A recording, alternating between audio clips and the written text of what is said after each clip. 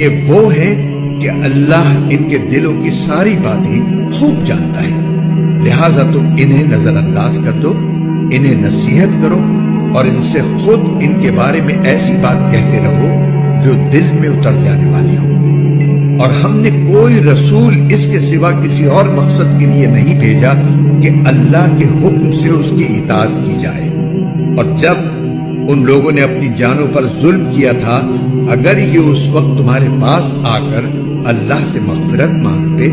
اور رسول بھی ان کے لیے مغفرت کی دعا کرتے تو یہ اللہ کو بہت معاف کرنے والا بڑا مہربان پاتے۔ نہیں اے پیغمبر، تمہارے پروردگار کی قسم، یہ لوگ اس وقت تک مومن نہیں ہو سکتے جب تک یہ اپنے باہمی جھگڑوں میں